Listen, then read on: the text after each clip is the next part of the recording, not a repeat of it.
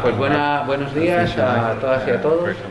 Y vamos a empezar con las mesas redondas que estos últimos años hemos estado haciendo en las jornadas de Avilés por la mañana. Como sabéis, empezábamos las actividades con público por la tarde siempre, pero desde hace un par de años, bajo la presión popular de ir por las mañanas que hacemos, decidimos que para que no cayeseis en malas costumbres y esto de por las mañanas, hacer charlas, aprovechando que tenemos aquí siempre un gran número de autores y que a veces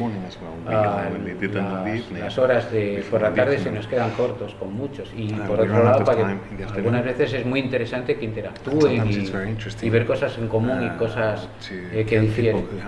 Y este año tenemos 3 actividades. Esta es la primera, que repite un título porque no se nos ocurrió otro mejor. Los hay, pero no. Aquel día no estábamos especialmente, estábamos muy espesos aquella mañana, Jorge y yo. Y decidimos repetir del año anterior de Pintas o Dibujas, que lo bueno de este título es que sirve para cualquier cosa. O sea, ahora podemos hablar de la mujer en el cómic y también vale. Entonces, vamos a tener otras 2 que van a estar muy bien y os recomendamos. Mañana, hablando de guión con guionistas, que es una de las partes del cómic que afortunadamente ya empieza a hablarse mucho más de ello, pero que nos parece muy interesante, y tenemos un nivel de guionistas aquí muy importante. Entonces vamos a hablar, y al día siguiente vamos a hacer una que no habíamos hecho nunca, pero que tenemos que replantear más adelante, que es algunas presentaciones. Es decir, hay libros recién salidos que, como si pareciera que los han hecho, y a veces los han hecho, para las jornadas de Avilés, y que en una charla de 1 hora o 3/4 de hora con un autor que no ha venido nunca, pues procuramos hablar de su vida, de su trayectoria, y al final de su último libro pues son como 2 minutos al final, ¿no? Entonces, aprovechando que hay obras recién hechas ahora mismo, vamos a hacer una charla con que nos presenten su último libro y en común, ¿no? Y el sábado vamos a introducir otra cosa que llevamos muchos años hablando de ello en las jornadas, que es el manga. El único problema es que no podemos traer autores de manga, con lo cual siempre es... Pero, como igual que el tema de los superhéroes, durante mucho tiempo la única forma de hablar de superhéroes en España era hablar de los superhéroes norteamericanos, pero llegó un momento en que los españoles empezaron a hacer superhéroes. Con lo cual ya pudimos hablar de superhéroes hechos en España. Bueno, ahora afortunadamente tenemos también autores que hacen manga en España, pero hacen manga, ya no es que estén influenciados ni esto. Entonces, bueno, vamos a tener una charla con autores españoles que están haciendo manga publicado como manga. Esto era para contaros el programa de este año, los que no habíais tenido tiempo a mirar el desplegable, ¿no? Pero bueno, a la de hoy, ¿no? Que nos servía para cualquier cosa, pero teníamos a 2 autores de los que somos muy fan. Yo soy históricamente muy fan de Teddy Christiansen. Pienso que fui el coordinador de su primera venida a España hace tantos años que ni nos acordamos, con Jorge, y como veis tengo todos sus libros en español y en italiano y en no sé qué leches, o sea que soy muy fan. Y es uno de los autores, junto con probablemente Matt Wagner, que para mí han sido más referentes de los últimos 25 años en el tema del dibujo fuera de autores españoles o clásicos. Y por otro lado tenemos a Krieg con nosotros, a Eric, del cual Jorge Iván es el introductor a mí, fue el tipo que me dijo, tienes que mirar esto que está haciendo, por él es mucho más fan del terror que yo, que soy bastante fan, pero él es todavía mucho más y más especialista, con lo cual yo siempre que me recomienda algo así, pues inmediatamente salto hacia adelante. Entonces, si te parece, Jorge, ya que voy enrollándome y tal, pues hago la primera pregunta. Y la primera pregunta es que sí sirve para los dos y es genérica, es ¿cómo enfocáis un trabajo cuando va a ser en blanco y negro por motivos editoriales, o cuando tenéis la oportunidad de hacerlo en color por los mismos motivos? Es decir, ¿cuál es vuestro sentimiento previo a...?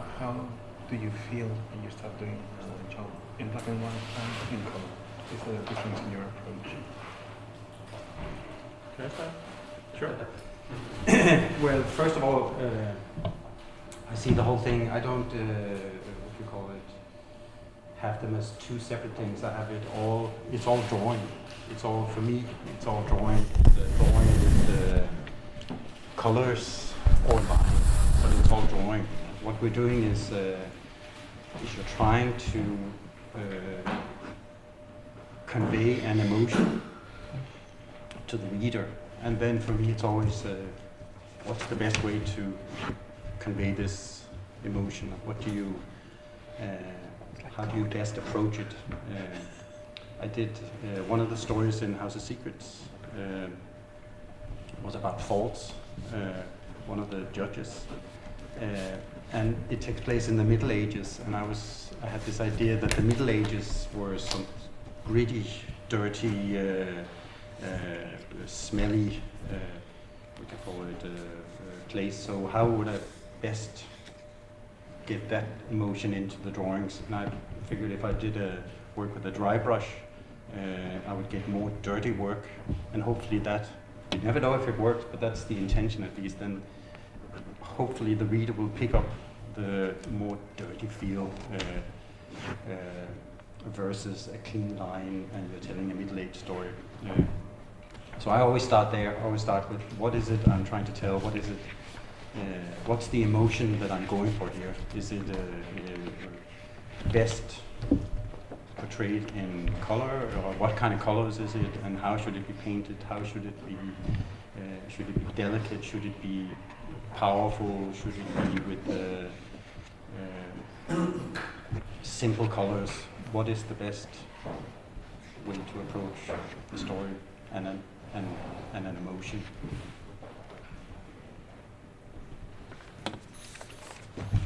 Bueno, con respecto a la pregunta y también con respecto al título de la charla, a mí lo que me gustaría comentar ya desde el principio es que para mí no es una disyuntiva, no es pintar o dibujar, para mí es todo dibujar. Lo que pasa es que en ocasiones dibujo usando colores y en ocasiones dibujo usando trazo y línea. Y lo importante, sea lo que hago, es tratar de reflejar las emociones que creo que hay que provocar en el lector. Primero me planteo qué tipo de emoción debería sentir el lector al ver la página y luego me planteo cómo voy a lograr generar esa sensación, esa emoción en el lector. En cada uno de los proyectos que hago, pues busco distintas herramientas. Me acuerdo ahora, por ejemplo, de una historia de Casa de Secretos en la que hablábamos de lo que le ocurría a uno de los jueces. Es una historia que está ambientada en la Edad Media y, claro, cuando vi que estaba ambientada en la Edad Media, lo primero que hice fue plantearme qué imagen tenía yo de la Edad Media y lo veía como un sitio pues bastante oscuro, sucio, apestoso, en el que olía mal. Y dije, vale, eso ya lo tengo presente, ya sé que ese es el tipo de emoción que quiero transmitir, ahora, ¿cómo lo dibujo? Y dándole vueltas pensé, pues mira, voy a utilizar un pincel seco para que me quede como más sucio, como para que haya una diferencia en mi estilo, utilizando una herramienta diferente. Luego no sé si eso funciona o no, pero sí sé que ese es el objetivo que tengo en mente cuando empiezo a hacer una historia o un proyecto. Quería en este caso que fuera algo más sucio en comparación con un trazo más claro, con una línea más clara que podía utilizar en otro tipo de proyectos. Sé qué es lo que quiero transmitir, sé cuál es el tipo de emoción que quiero provocar en el lector y lo que busco siempre es la mejor herramienta para lograrlo. Si voy a hacer una historia en color, por ejemplo, siempre me planteo cuál va a ser la paleta de colores, cuál va a ser la gama de colores que voy a utilizar, si van a ser colores pues, más delicados, más potentes, si van a ser colores más sencillos, pero siempre al servicio de la historia, siempre planteándome cuál es la mejor manera de abordar la historia que quiero contar y de generar las emociones que quiero generar. Sorry. What was the question again? Sorry. ¿Entendéis la pasión por Christian? How do you approach black and white? I'm totally different than Teddy, I think, because my comics are not commercially. I make a lot of magazine editorial illustrations, all kinds of posters, from snowboards, skateboards to you name it, record sleeves, book illustrations. So I'm a prostitute. So whatever the customer wants, but usually they want something bright color. So But in my comics books, I can really, it's my own playground, so I can decide what I want to do, and I have a love for black and white. So, but my publisher wants color, so we're always a bit. Well, maybe I use 2 colors. Is that okay? Is this okay? So I try to experiment with a very limited palette of color. That's what I like, because. But you make the decision when you draw. If you have in mind there's going to be colors, then you realize it when you're drawing. If it's a black and white drawing, you use more ink.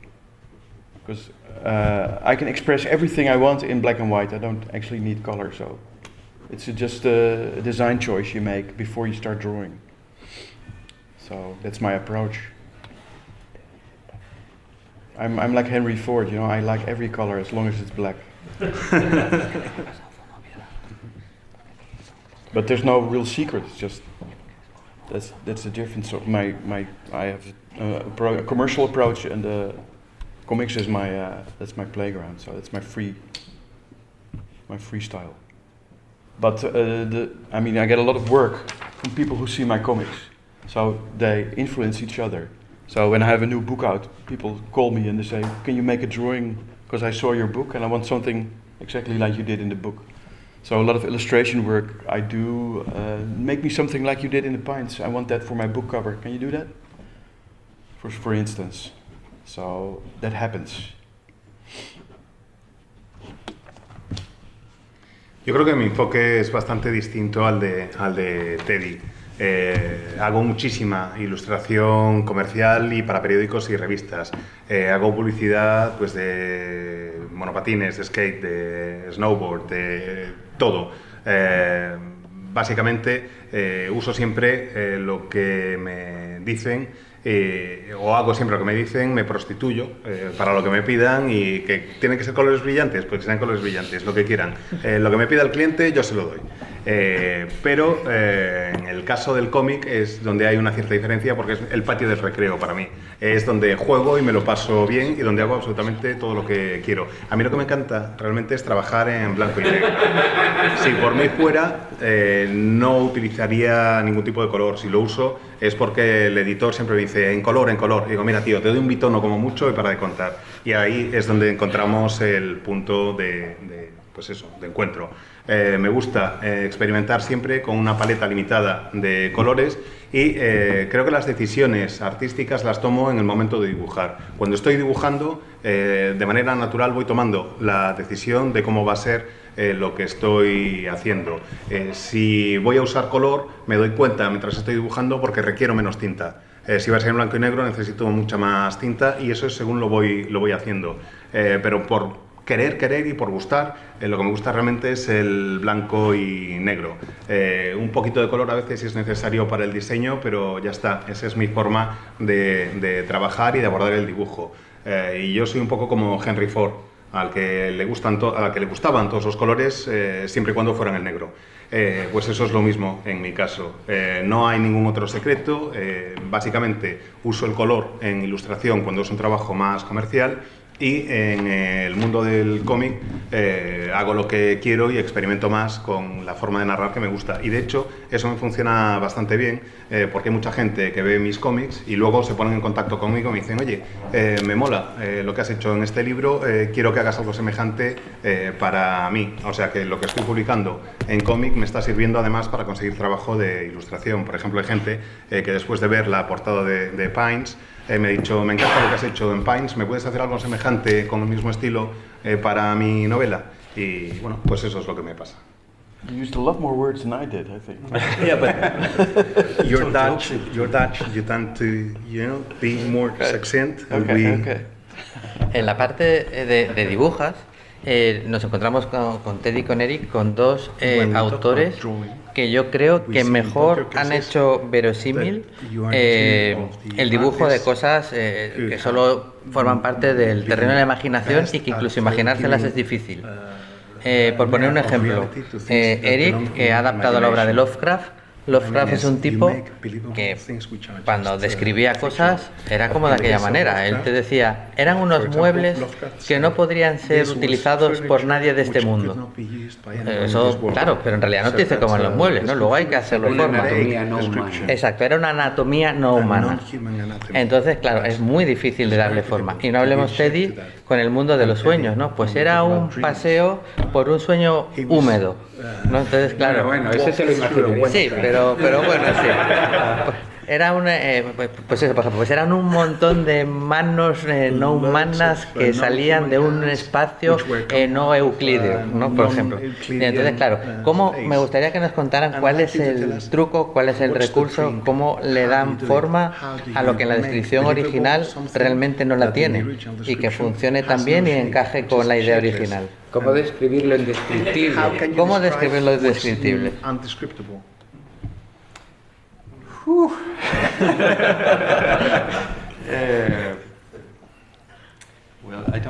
I read the script and I talk to the author, and then again there's an emotion for me that I hang on to, and then I try to find out what's the best way to attack this, and then if it's being more abstract, if that gives a more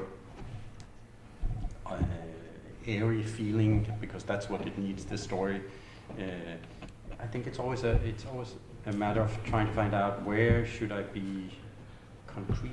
Can I give, like, where should I be very? I want you to read exactly this, and where do I want you to play along and put in your own emotions, or because there's always, if you read the same story and you talk to readers, they will always put in whatever history they come from.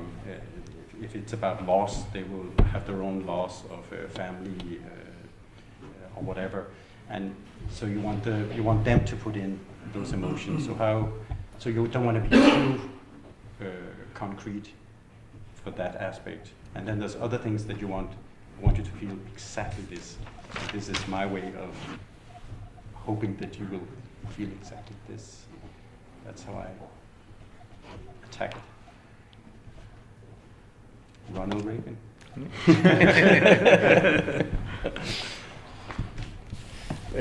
Bueno, lo primero que hago siempre es, después de leer el guión, ponerme en contacto con el guionista para tratar de entender exactamente qué emoción quiere transmitir, y me agarro a esa emoción, y es lo que me sirve de guía. Hay distintas formas de abordar la creación de una historia y darle forma a lo que está ocurriendo. Siempre trato de plantearme cómo quiero llegar a generar esa emoción. Si es una sensación un tanto abstracta o un poco etérea, pues dejar el espacio suficiente para que el lector pueda llegar hasta ahí. Y si es una emoción mucho más concreta, tratar de describir exactamente y de proporcionar o de generar exactamente esa sensación en el lector. Voy jugando con distintos recursos, y si hay una emoción concreta que quiero crear, me esfuerzo al máximo por generar solo esa emoción en el lector, por darle esa emoción ya mascada al lector, si queréis. Y en otros casos lo que hago es dejar un poco más de espacio para que sea el propio lector el que incorpore de su parte, el que añada parte de la emoción y el que juegue un poco a participar en la historia. Siempre hago lo mismo. Cuando leo un guión y me pongo en contacto con el guionista, trato de entender de dónde surge esa historia, porque normalmente, por ejemplo, si es una historia acerca de pérdida, a lo mejor hablo con el guionista y resulta que he tenido una pérdida en la familia, una cosa por el estilo. Esa emoción trato de entenderla y de transmitirla de una forma, y eso tiene que estar ahí. Y por otra parte, también quiero generar yo emociones en el lector, y cuando quiero generar una emoción concreta, me centro en las herramientas para generar esa emoción. Así que sería una combinación de lo que puede aportar el lector y de lo que quiero yo crear en el lector mientras está viendo las páginas. Así es como ataco yo estas cuestiones. Y bueno, ya sabéis lo que dije ayer de Ronald Reagan.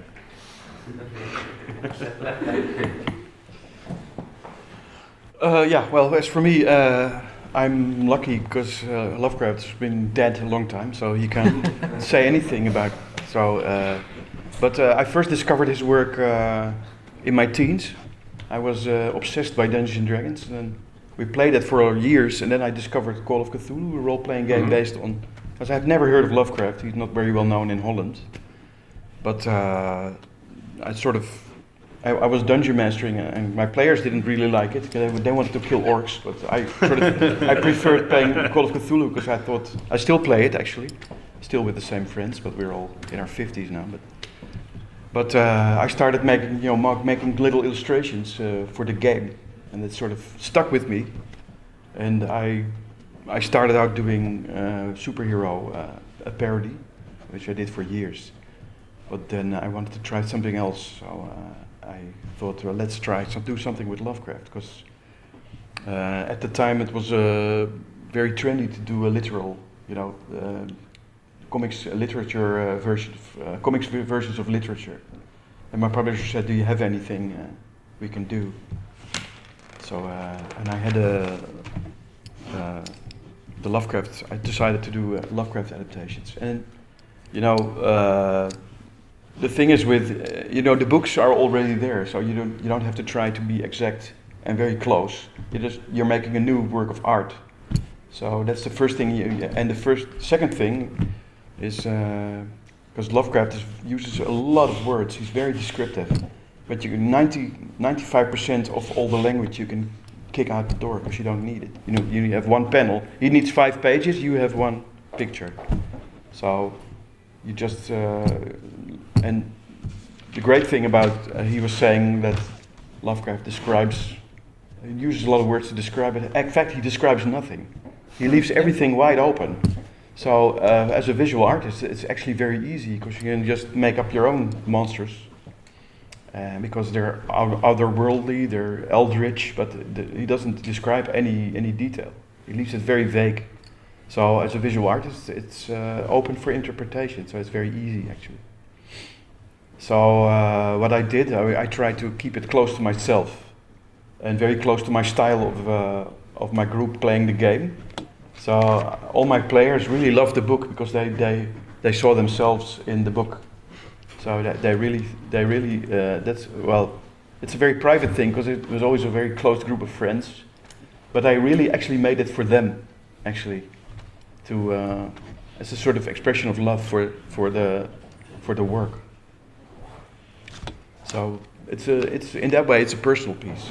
It's just because I was obsessed with that writer for a long time. Also, it was my first step in writing, actual writing, because I did silent comics before. I never used text. So, and then of course I could hold Lovecraft's hand in guiding me along. And I've sort of evolved because my latest book I wrote it all myself. But I'm older now, so I'm getting more. I'm discovering that writing is something I really want to do and explore more. I mean, the drawing bit, I've been secure about that for years, but the writing is really exciting and new for me. I'm nearly 56, but I still feel like a beginner in that way. It's very exciting.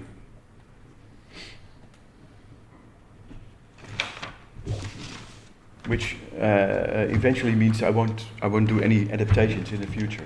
I will only write my own stories because I'm having too much fun doing it. But I think Lovecraft is always looking up from somewhere across my shoulder. I don't know actually if he would have been a nice guy, but I've tried to make this book because he didn't read comics. There weren't many comics around when he was around, but I read that he went to the cinema almost every day. So I tried to make this book as a B movie that he would have enjoyed seeing in a matinee somewhere. He probably went to very cheap ones because he was very poor. He died like a church rat. He was a very poor guy, but he was also very agoraphobic. He was phobic about everything, and that's where most of his horror comes from. Because I think he had a lot of psychological problems. And there's two things that never enter his stories. There are women and money. because he was married for 4 years, and it scared him so much that he went back and lived with his aunts until his death, and he was never rich because he was always very insulted when he sent in a story to be published, and somebody sent it back with a few criticisms and notes, and he's writing letters back. How do you dare to send back this story? That's genius. You don't understand my genius. But he wrote about a staggering amount of 100,000 letters in his lifetime, which is amazing. But I don't think he was a very nice guy. But his legacy is fantastic, of course.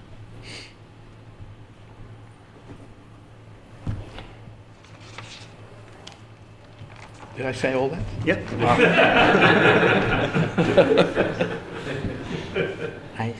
Por suerte, Lovecraft ya no está vivo desde hace tiempo, así que como está muerto no se va a poder quejar del resultado de lo que haga con su obra. Y el caso es que yo Lovecraft lo descubrí de adolescente, lo empecé a leer y resulta que yo tengo un grupo de amigos con los que juego a rol y jugábamos a Dungeons and Dragons durante muchos años, hasta que descubrí no solo los mitos de Lovecraft, sino el juego de la llamada de Cthulhu.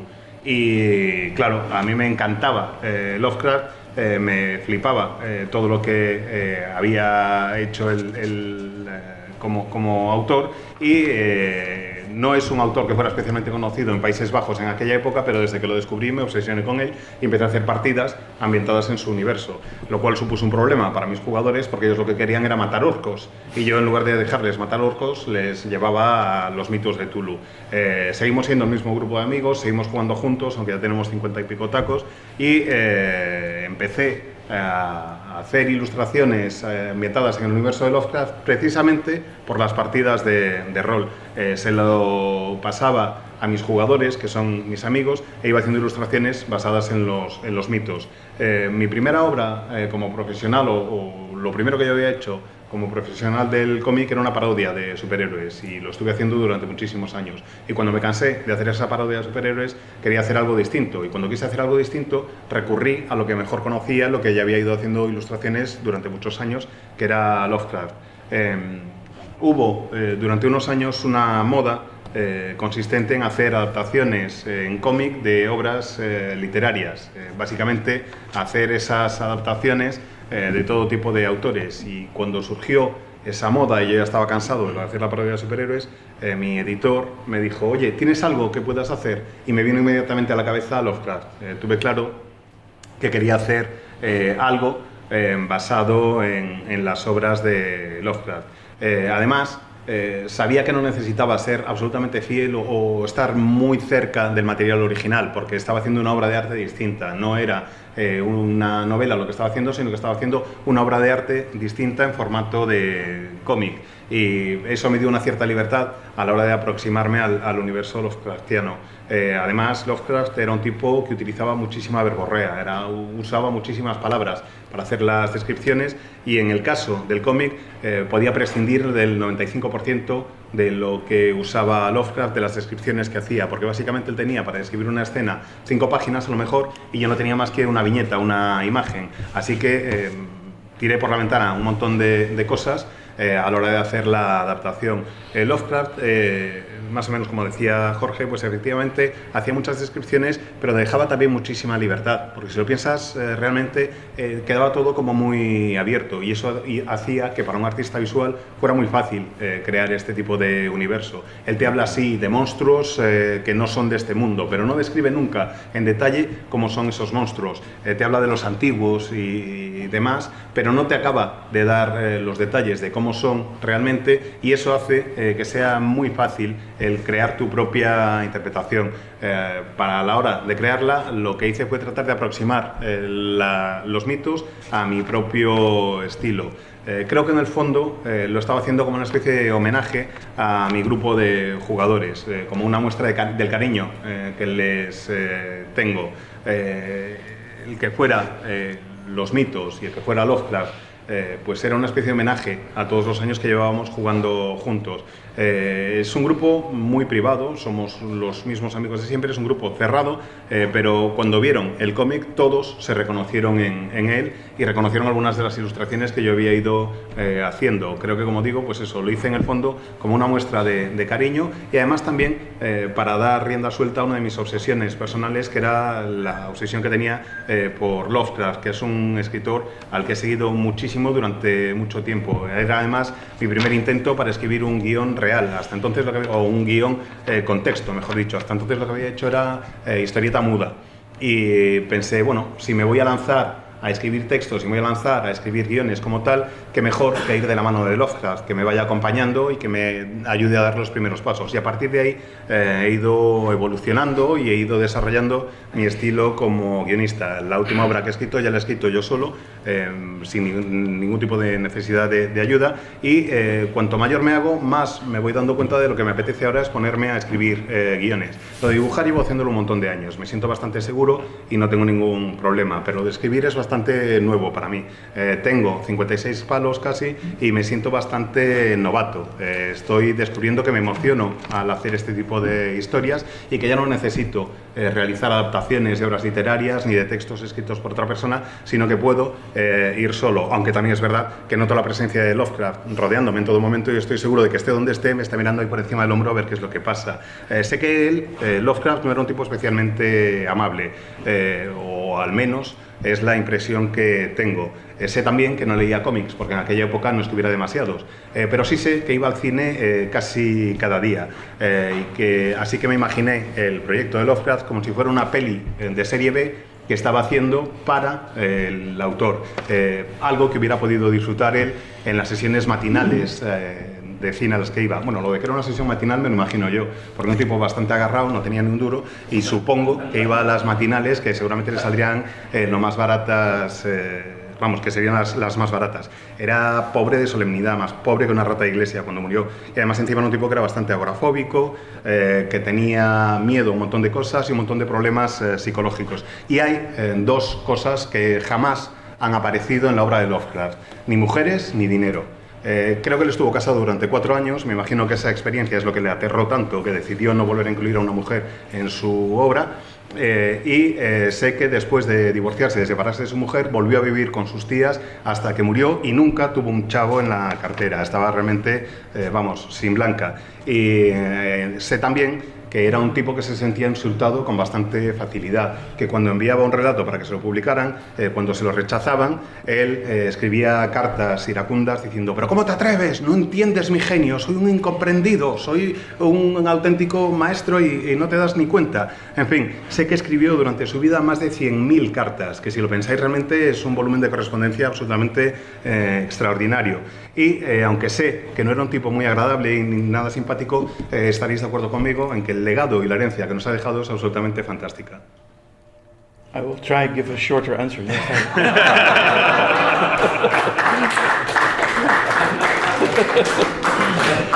Wow. Volvamos a planeta Tierra. Let's go back to planet Earth.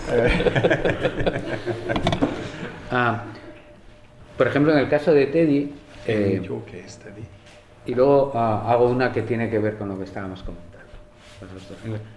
Y cuando tienes que colorear a otro dibujante, How do I color? Well, we talked a long time, what you call it, when I first met Steve Siegel. I knew him through a book he had done with Tim Sale.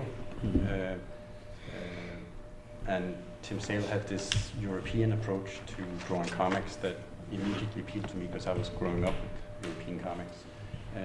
But at the same time, it had this American touch as well, so it was like a mix of the best.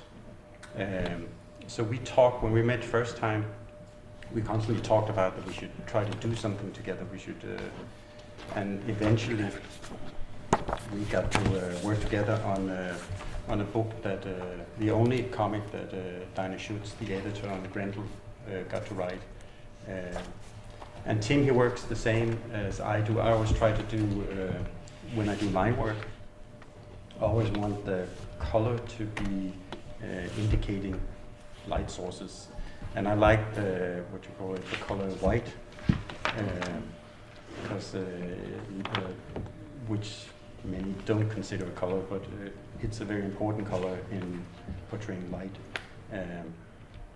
So when I got to do Tim's work, I could myself use the color white to indicate shapes and mood.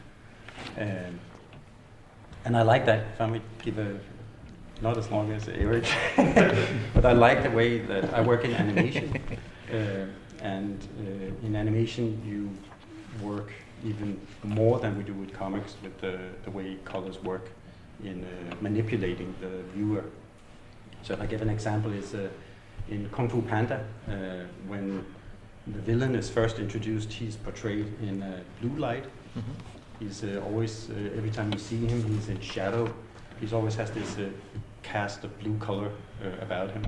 And Po, the panda, is always portrayed in yellow light, happy light.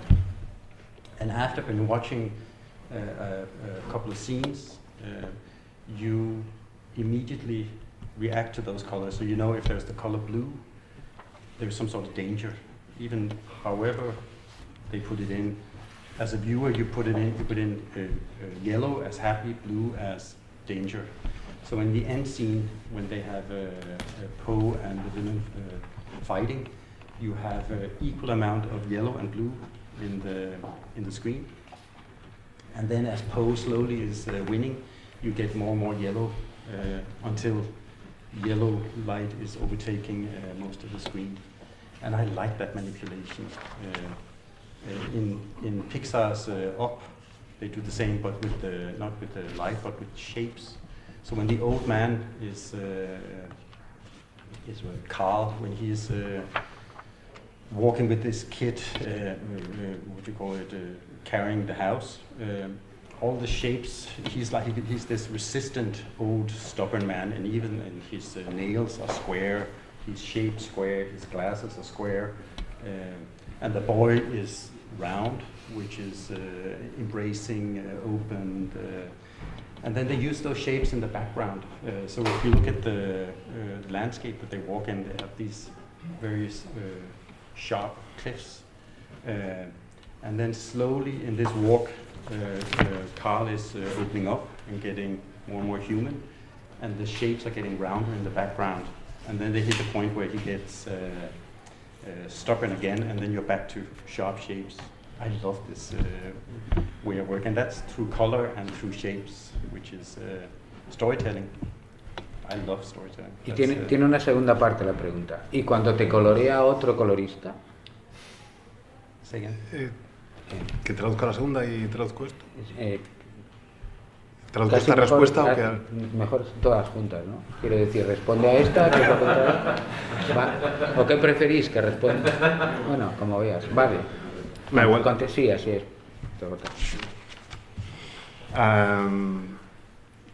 Conocí a Steve Siegel precisamente a través de un proyecto que había hecho con Tim Sale, que era una colección que me había gustado muchísimo, y el dibujo de Sale me encantaba, porque era un dibujo que tenía toques de cómic europeo, que es el cómic que yo leía de pequeño y que me encantaba, pero al mismo tiempo también tenía muchos toques de cómic norteamericano, y me encantaba la mezcla que hacía de los dos. Así que tan pronto vi su estilo, supe que quería trabajar con él, los dos queríamos trabajar juntos, y tuvimos la oportunidad precisamente en este proyecto, que es la única serie de Grendel, el único proyecto de Grendel que escribió la editora Diana Schultz.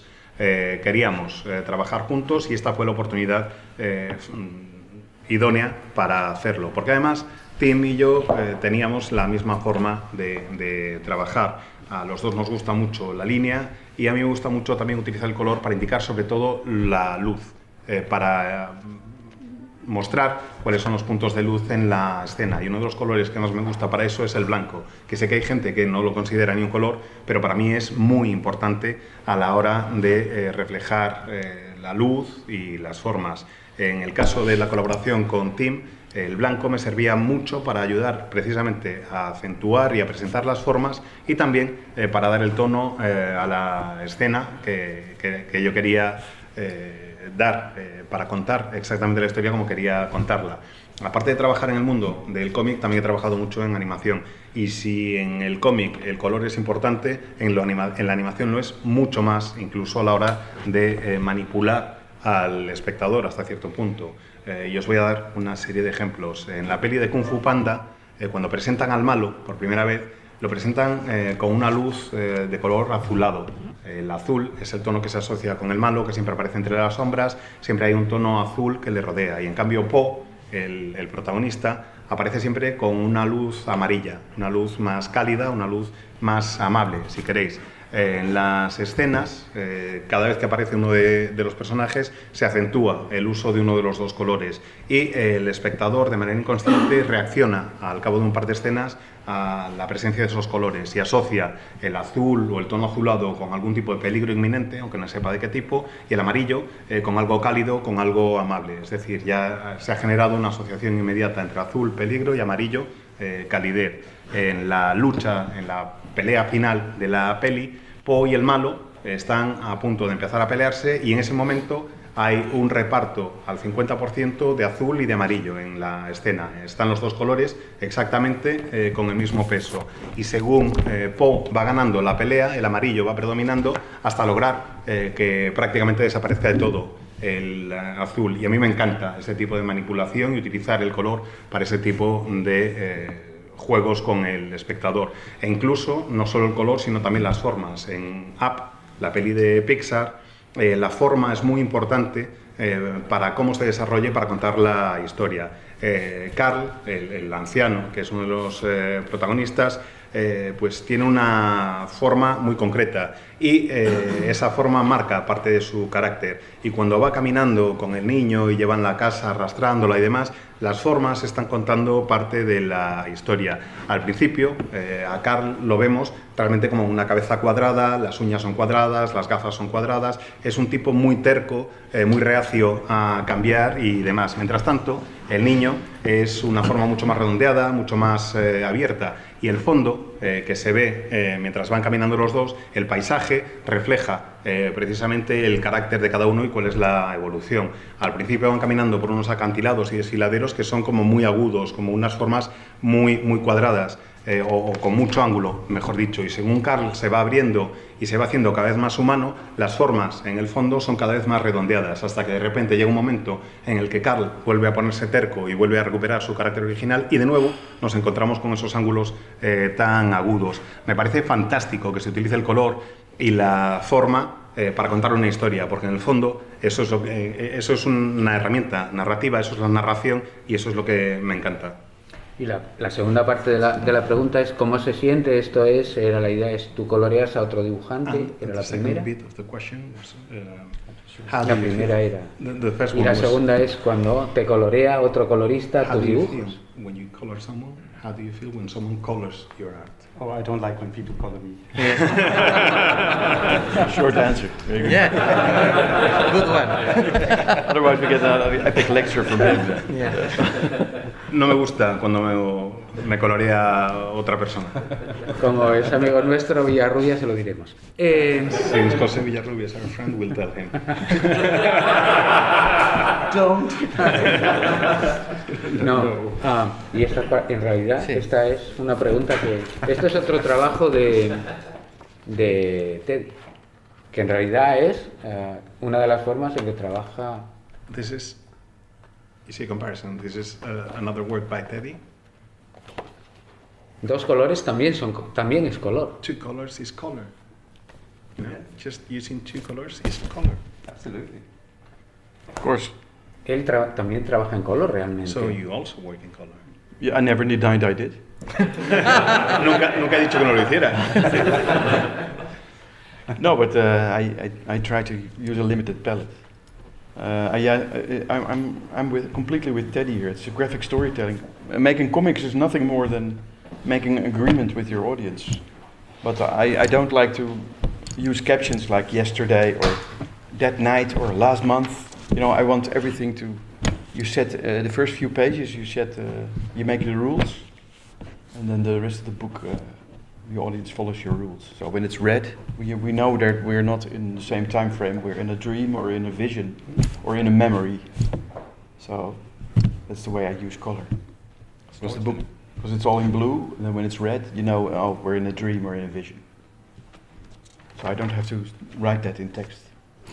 So that's a little game you play with the reader. And that works. It's graphic storytelling.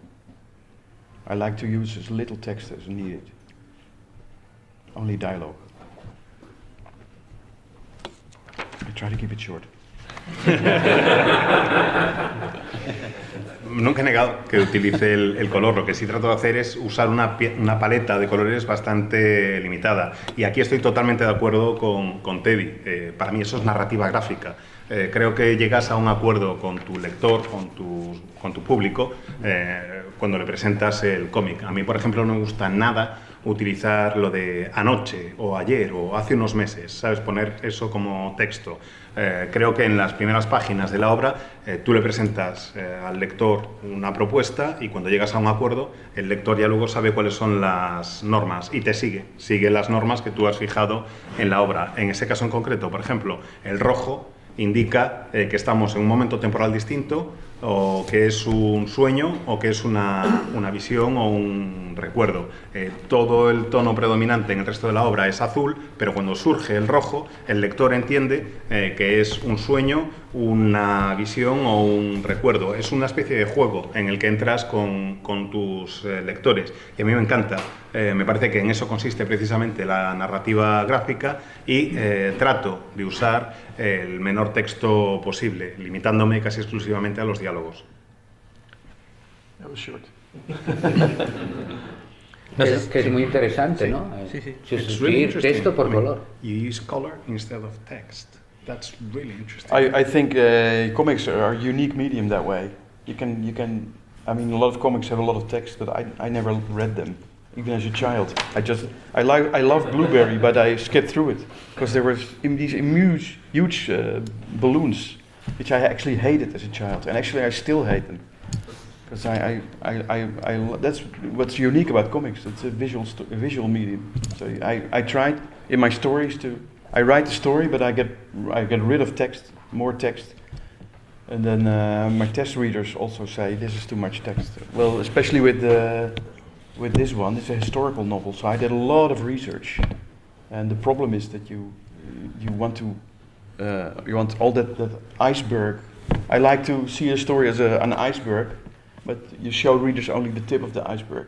They get the feeling that there's a lot of knowledge underneath. That's the biggest thing. But you, as an author, you're not supposed to put all the information in because it's stupid. Then you have people talking about history as a dialogue, which is ridiculous because it's their reality. So that's the trap for historical novels. I'm first.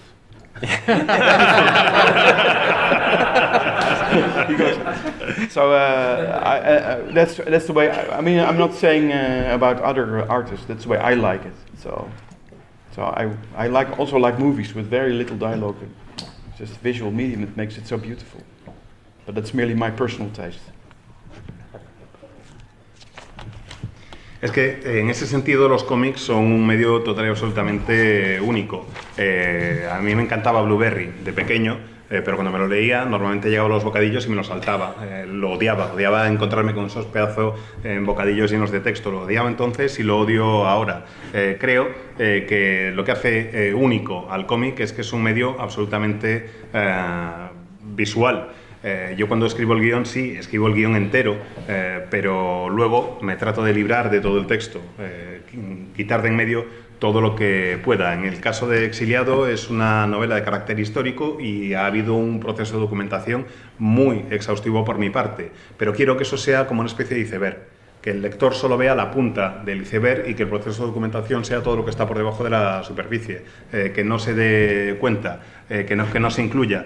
Eso me parece realmente muy importante. Vale, está ahí toda la información, pero no tienes que incluirla en forma de diálogos con personajes hablando del momento histórico en el que se encuentran, porque es su vida realmente. No tiene ningún sentido que te den ese tipo de detalles históricos cuando están viviendo su vida. Es una estupidez. En ese momento levanta Teddy la mano para intervenir y dice, no, perdona, que estoy hablando primero yo. No digo que eso sea lo correcto, ni me meto en cómo lo hacen otros dibujantes, simplemente digo que eso es lo que a mí me gusta y cómo a mí me gusta trabajar. Es que incluso en el cine, el tipo de películas que más me gustan son aquellas que tienen poco diálogo. Esas son las que más me llaman la atención. Y como digo, no es que quiera decir que esa es la única forma de trabajar, sino simplemente que esa es la que a mí me gusta o la que yo prefiero. I'm always trying to the other way. I think what you call it.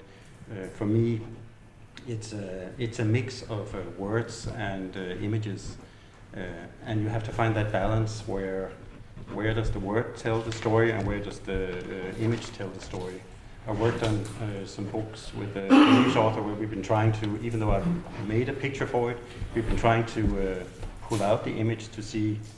Does it add anything to the storytelling, or does it actually is just a pretty illustration there, or is there stuff you can take out of the text because the illustration is doing something? So we were trying to make something where the text becomes part of the illustration instead of that it's two separate. You have the illustration and then you have the text part, and I think that's I love to try to find out where's the balance. Yes, I think we're totally in agreement on that. Yeah, I totally agree.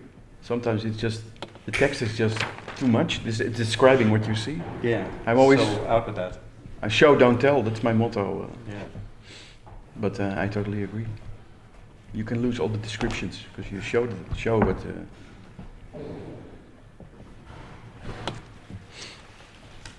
Dice Teddy, yo lo veo de otra forma, quizás. Para mí lo importante es el equilibrio en el medio entre palabras e imágenes. Creo que es una mezcla de las dos y me gusta tratar de lograr pues, ese equilibrio entre lo dibujado y lo escrito.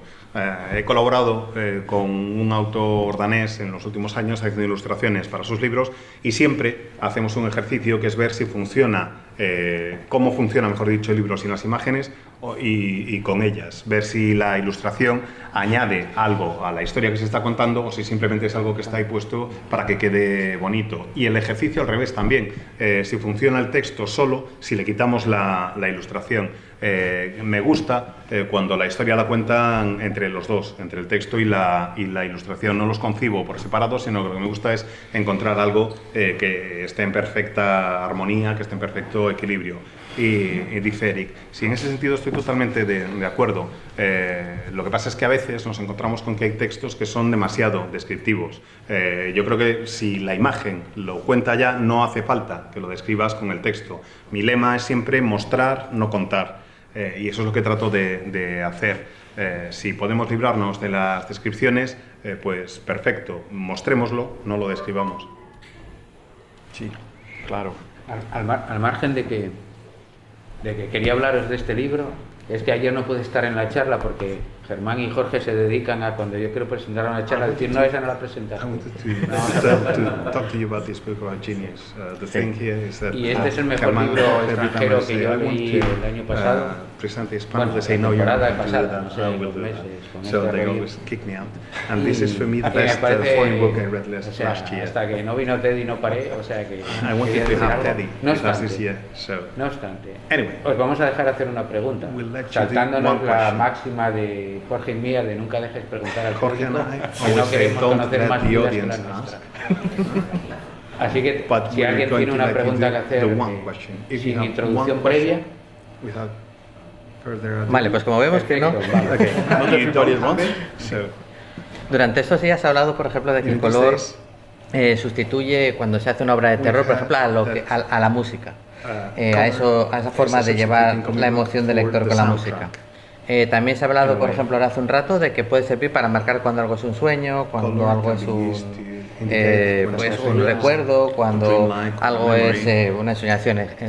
Y luego, pues por ejemplo, llevamos hablando mucho de cómo el color se utiliza, por ejemplo, como contaste en la animación para, pues en el ejemplo de Kung Fu Panda, ¿no? Con el azul y con el amarillo. Pero cuando tenéis que hacer todo eso mismo, enganchar al lector igual, transmitir esa sensación, pero no usáis el color? and you don't use ¿Cómo color, afrontáis how do you do desde el it? blanco y negro How esas do mismas you face problemáticas? black and white to convey that same feeling and emotion? Well, with the Grendel Tales story that you had, that you showed earlier, that was about childhood. And I always think that childhood is something that is very fragile. It's you're both innocent and open to the world, but at the same time you're what do you call it? You're a very fragile, tiny, innocent human being. So how do you best portray that? And I figured if I did the line with the boy that was in the black and white, if I did the line drawings, very thin, fragile lines, hopefully that would portray some sort of childhood memory best.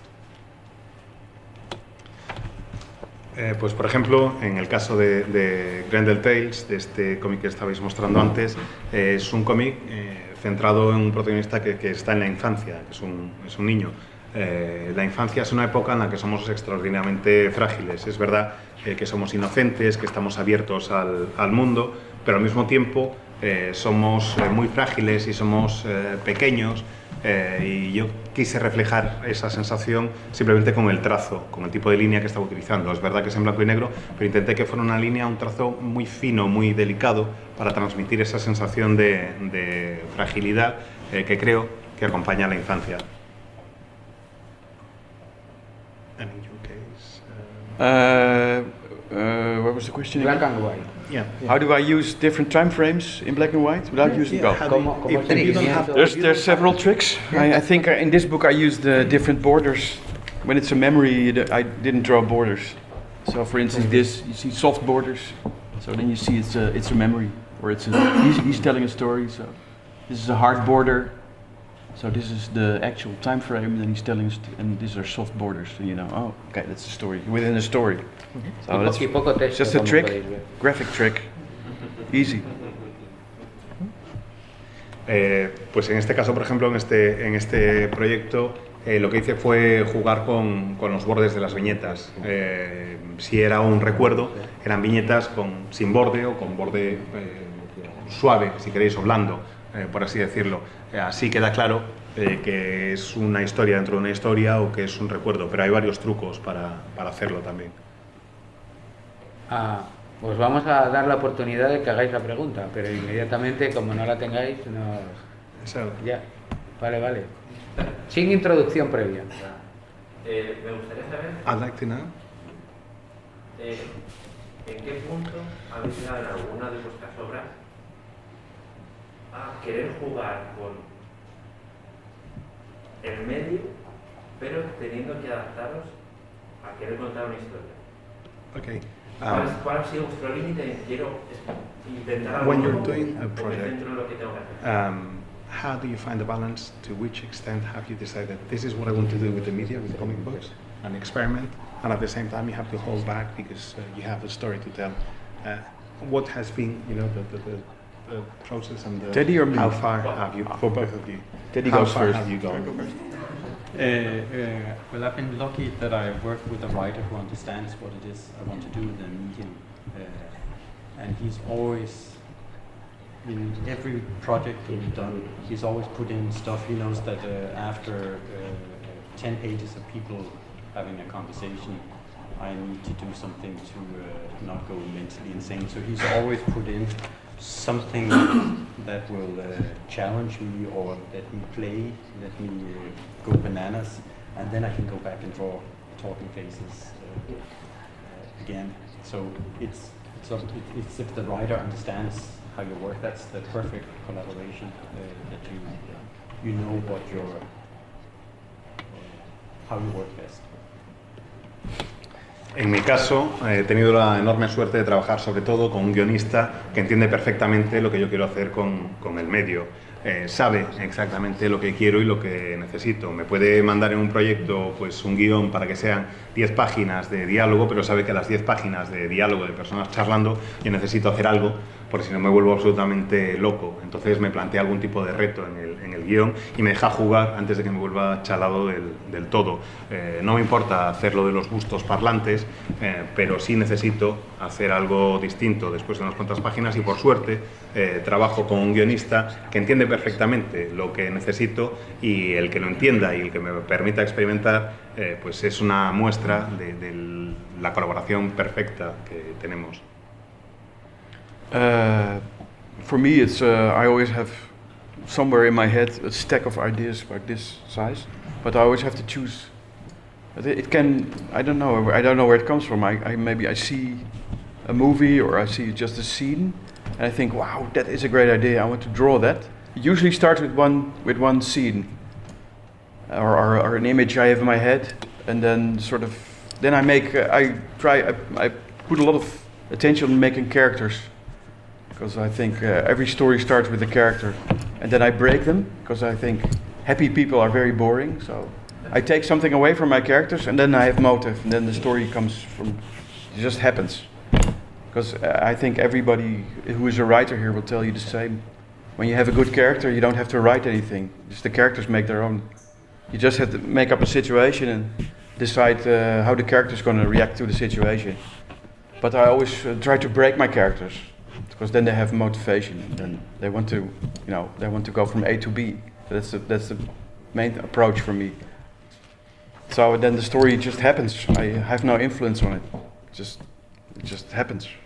But I write it first. That's real work. Then I plot it and I sketch it out, and then it's all inking from there. And that's fantastic. My wife is not here, so I can say it's better than sex sometimes.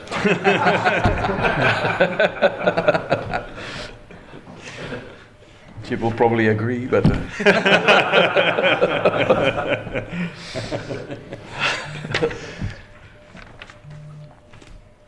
Para mí es siempre una idea, yo siempre tengo una pila de ideas de este tamaño y tengo que elegir cuál es la que voy a utilizar cuando estoy trabajando. Muchas veces la inspiración viene pues, de una película o de una escena en concreto. Siempre hay un primer punto de partida que me da una imagen a partir de la que empiezo a trabajar. Tengo una imagen en la cabeza y a partir de ello empiezo a trabajar. Y una vez tengo esa imagen, a lo que presto más atención es a los personajes. Trato de crear un personaje, me parece lo más importante, de crear personajes que estén bien hechos, bien redondeados, y luego los rompo, los destrozo. Les quito cosas a mis personajes, porque la gente que es feliz es muy aburrida.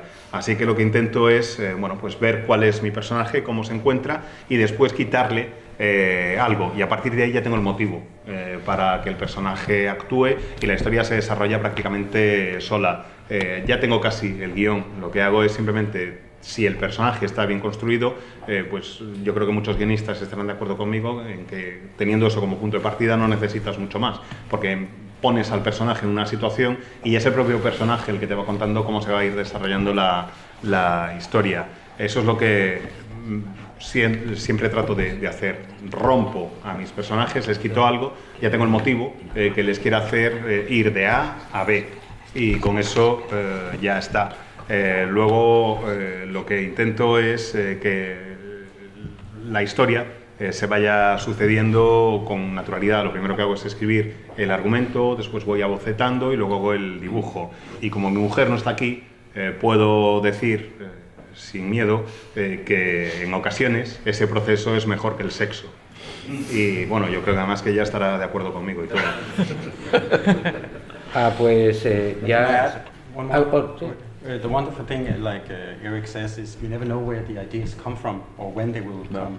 So we had, when we made, or we're going to make It's a Bird, me and Steve Siegel.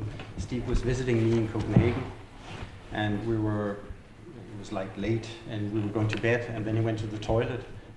And then when he came out of the toilet, he was like, I got this idea. And then he sat down and then he told me the whole that's how it happens. That's how it happens. So then we made a pact that every time he comes to Copenhagen, he will be locked into the toilet. I have actually a little book beside my bed. Sometimes I wake up in the middle of the night.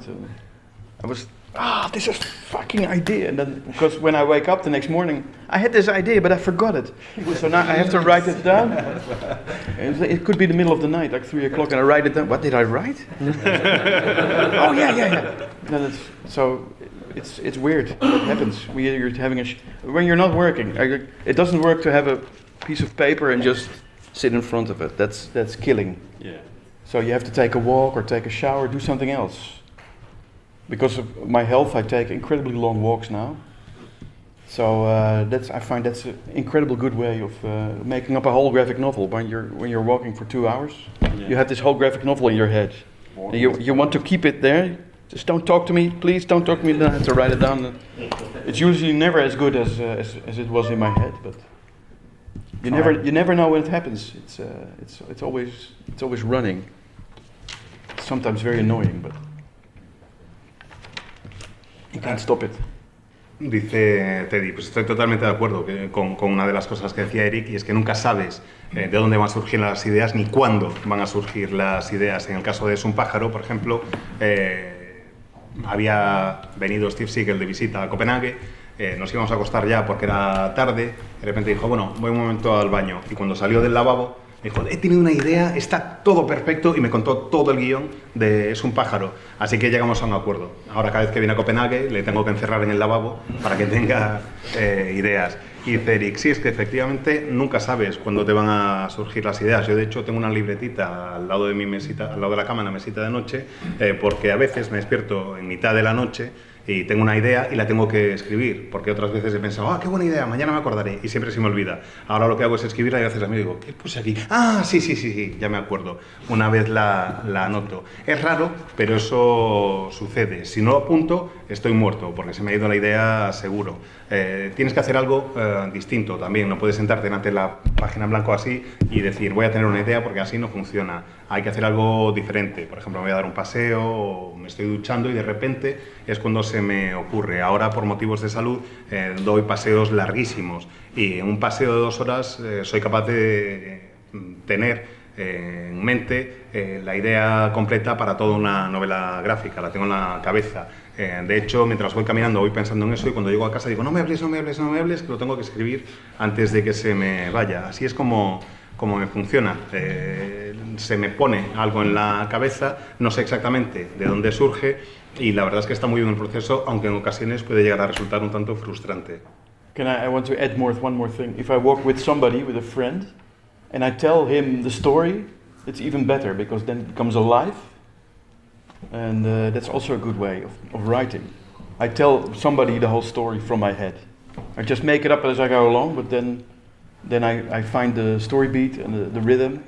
By verbalizing it, it becomes real. But that's a second phase.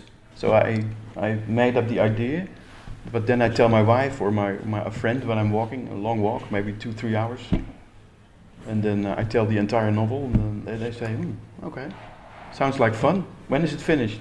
I said, maybe talk to me in 4 years or 3 years. Okay, I'll buy that. Y quería añadir algo más. Aparte de lo del paseo, lo mejor para las historias es ir a dar un paseo con un amigo, porque entonces no necesito escribirlo, ya le voy contando la historia mientras vamos caminando, y se convierte en una especie de relato. Me la voy inventando, y según se la voy contando voy pillando un poco el ritmo y entendiendo exactamente cómo va funcionando.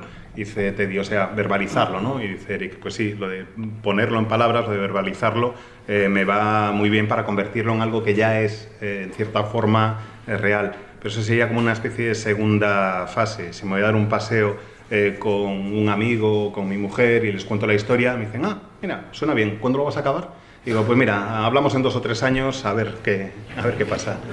Pues el tiempo se nos ha comido, pero una reflexión rápida, y es curioso porque nosotros aquí 1 hora dando la chapa, y la mejor pregunta ha sido la de él, porque en realidad habla de los límites del medio, del compromiso y de las contradicciones para la creación. En realidad, por lo que no solemos daros el turno. Sí. Parecemos más inteligentes cuando solo preguntamos nosotros. Looks might If be the only ones we'd asking. speak in Spanish, we'd be like talking for hours. But I think it takes so much time to translate it. So. Yeah. Yeah. Pues vamos a acabar la charla de hoy porque él tiene compromisos ahora, pero pues nosotros seguíamos aquí hasta.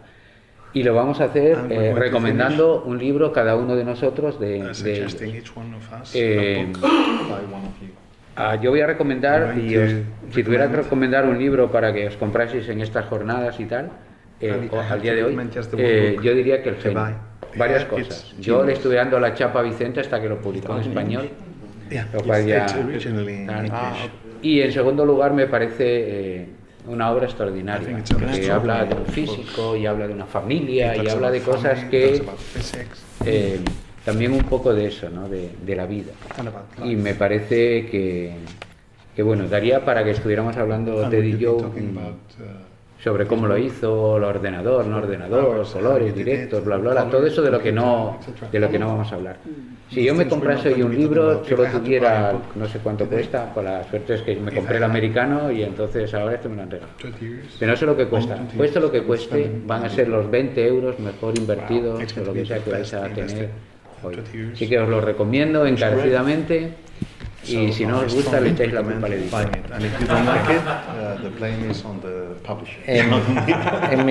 En mi caso, In my case, soy muy fan de Eric. I'm a huge Cualquiera de fan sus of Eric. cómics los recomendaría And his a ciegas. Soy muy fan de Lovecraft, entonces sé que estáis esperando I'm que a huge comentes fan desde el más allá de of otras Lovecraft. historias. Pero es que me voy a quedar I'm con going to El take Exiliado y probablemente yo sería Exiliado. el cómic que si viniera como público y escuchara Okay, charla y thank viera, me compraría. Por muchas As cosas. La a primera, member of the audience, porque me that's the one I parece would que es buy. uno de los mejores manejos que he visto, él lo mencionó un poquito antes, pero yo lo quiero subrayar, la documentación en un cómic. Generalmente la documentación se muestra escribiendo muchos datos, que vean que sabes, que has estudiado pues cómo se llamaba determinado arma. No, todo eso sobra. Los personajes no te hablan de eso. Los personajes usan ese arma porque es la que tienen, ¿no? Pero tú la tienes que dibujar. Y ese trabajo que muchas veces igual al público le pasa desapercibido, él lo ha hecho como lo haría un novelista histórico o alguien que tuviera que escribir un videojuego de historia, cualquier otra cosa. Y lo ha manejado muy bien. Pero luego aparte porque es una historia estupenda, se han puesto miles de ladrillos en el universo de historias de vikingos, pero este es un ladrillo para mí especialmente reluciente en ese mundo. Y luego porque utiliza los recursos del cómic de una manera sorprendente. El uso del color, como decía, para manejarnos los tiempos. El uso de los colores fríos permanente para que sientas casi como si estuvieras en esa Islandia vikinga. Y porque joder, porque es Viking Iceland. de puta madre este cómic. Entonces, y además la edición, mirad, o sea, es que encima, joder, o sea, es que hasta los que no le han ido vayan a vuestra casa lo van a querer coger y lo van a querer tocar. O sea, El Exiliado. Me sentiría especialmente mal si el último día voy a la carpa y aún quedan. O sea, que no me jodáis. Hostia, pero ya que dijimos... Gracias. Ya que dijimos el cotarro, recomienda tú uno de él y recomiendo yo Hecho. otro de él, ¿vale? Va. Pues yo para llevar, me parece que yo recomendaría de los tres. I will suggest this one. ¿Por I will qué? recommend this one. Porque es lo que os decía, la It's mejor what pregunta ha we're talking sido about. The best ¿cuáles son question los has been, límites del medio what para are the limits narrar of the media del cómic? to tell a story? Por otro, el compromiso The commitment y las contradicciones. and the contradictions. Después de todo lo que ha dicho, After all you've said about text, y eso look me at parece this. genial, And porque hay por ahí un guionista por ahí There's a detrás writer que, there in the siendo back. uno de los vanguardistas, bla bla bla bla bla bla bla bla, bla del cómic español, se hizo Spanish súper comic books, mega no sé qué cuando but he hizo la became, historia más tradicional del mundo, que es el arte de volar. hugely famous Esa with the contradicción most es lo que da traditional riqueza a este medio. story in the world. Y esto es la That's what makes contradicción. this, Y eso me media parece great. genial. And I love that, these Y contradictions. yo el libro que ya me he comprado, And, lo de Craft al margen, es este. A book I bought But already it is, is this one. but it is 10 years ago, so I've evolved. You know. Hace 10 años esto, ¿eh? Evolucionado. Es su obra. Excuses. Pues fácil, o sea, fijaros que me llama mucho la atención cuando consigues hacer algo que destaca en un lugar por el que han pasado muchos y muchos han aportado ya su granito de arena, ¿no?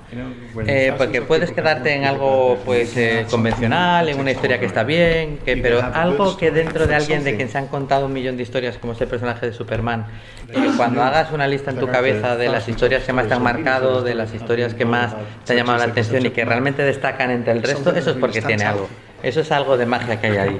Y sin duda, Para mí es un pájaro de Superman, es una de las historias de Superman gráficamente más apabullantes, con una historia más redonda y que para mí yo siempre recomendaría. Cuando alguien me dice algún cómic de Superman, le recomiendas muchos de los que a todos nos gustan y con los que hemos crecido. Pues, léete este tomo de Superman de Byrne, léete. Y cuando le das este de principio lo coges y no es muy comiquero, te dice, pero está dibujado como un poco raro, porque claro, todo exige, pero lo leen y siempre me dicen, tienes más como esto, y eso también es magia, abrir puerta a la gente pues a que vean que hay mucho más allá. Una de las mejores historias de Superman ya es bastante para decir que es un TVO que destaca por el resto. Y vamos, y que si encima no sacas a Superman, pues imagínate. Bueno, vamos a darle las gracias con un fuerte aplauso.